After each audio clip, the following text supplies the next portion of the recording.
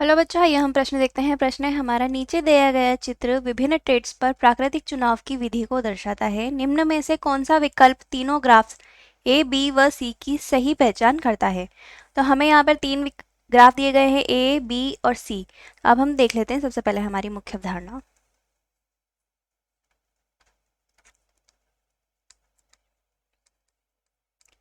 जिसमें हम देखते हैं हमें जो पहला ग्राफ दिया गया है ए वाला, उसमें मध्य में पीक है, या हम कह सकते हैं मध्य में शिखर है। मध्य में क्या है? शिखर है। तो यह एक प्रकार का स्थायकारी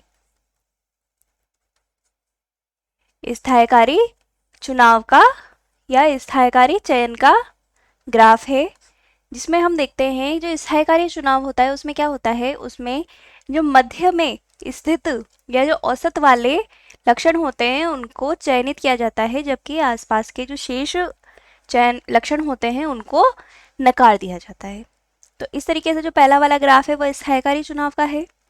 दूसरा ग्राफ दिया गया है हमें, जिसमें जो शिखर से हटके पास में स्थित लक्षणों का चयन किया गया है। तो इसे हम देखते हैं, ये एक दिशा में, यानी कि दिशा में लक्षणों का चुनाव दिखा रहा है। तो इस प्रकार के जो चयन है इसको दिशात्मक चयन कहा जाता है। तो जो बी वाला ग्राफ है वह दिशात्मक चयन का है।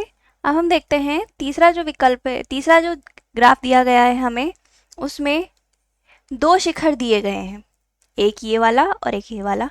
दो शिखर हैं और मध्य में स्थित जो गुहा बन रही है, या जो मध्य में स्थित जो लक्षण है, कौन से लक्षण? मध्य के लक्षण, उनको क्या कर दिया गया है? नकार दिया गया है। और जो दोनों दिशाओं में दोनों तरफ के लक्षण थे उनको क्या किया गया है? उनका चयन किया गया है। तो इस प्रकार का जो चयन होता है उसको कहा जाता है विचलित चयन।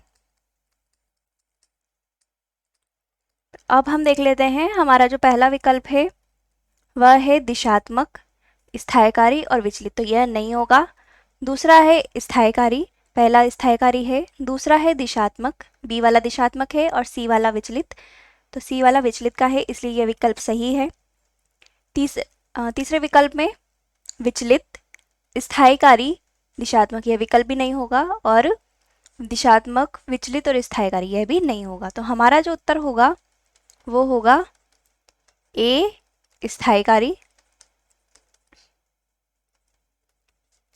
बी, दिशात्मक और सी, विचलित। आशा है आप उत्तर समझ गए होंगे। धन्यवाद।